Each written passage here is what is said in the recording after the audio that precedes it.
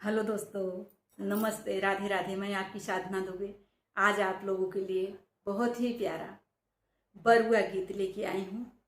आप लोग बरुआ गीत बहुत पसंद करते हैं। हमारी एक दीदी हैं प्रमीला उपाध्याय, उनका कमेंट आया है कि दीदी आप एक बरुआ और डालिए, तो उनके कहने पे मैं यह बरुआ गीत भेज रही हूँ। दीदी आप खूब देखिएगा, हमारी सभी यूट्यूब फैमिली देखे और खूब ढेर सारा आशीर्वाद दे। तो दीदी बरुआ गीत जा रहा है, आप खुद सुनिएगा। रिमी की झिमी की देवा बरी सई, अब मोतिया नोरी चुआई हो मोतिया हलो रैया जी कवनी देई ओन कर भी जई पीताम्बर हो मोतिया हलो रई मम्मी कवनी देई ओन कर भी जई पीताम्बर हो दुआरे से उठे आज कवन राम धन हीरा मोती का होई हई हो भल बहुरान पिया पंडित तो हई के न बहुरावल हो आजू हमरे नाती कबरुआवा भिखिया उठी नौबई हो आजू हमरे नाती कबरुआवा भिखिया उठी नौबई हो दुआरे से उठे रिमी की झिमी की देवा बरी सई अब मोतिया नोरी चुआई हो मोतिया हलो रई मम्मी कवनी देई ओन कर भी जई पीताम्बर हो दुआरे से उठे बाबा कवन राम धन हीरा मोती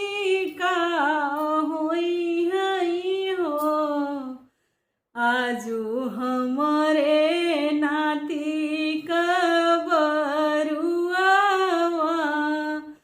पिया भिखिया उठी नौबई हो कंचन थाल सजउबई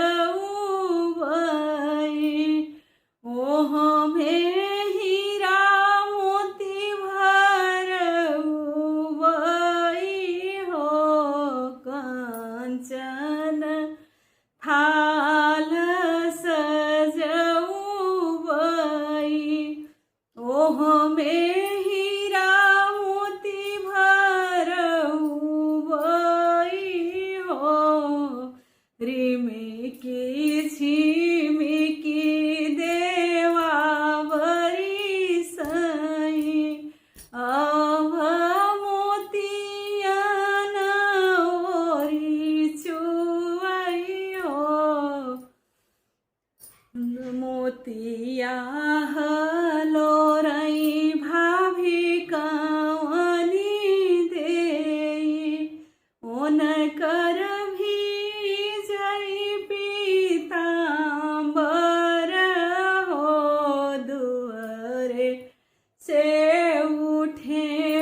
भैया कौन राम धन हीरा मोती का होई है हो। आजू हमरे देवर कबरुआ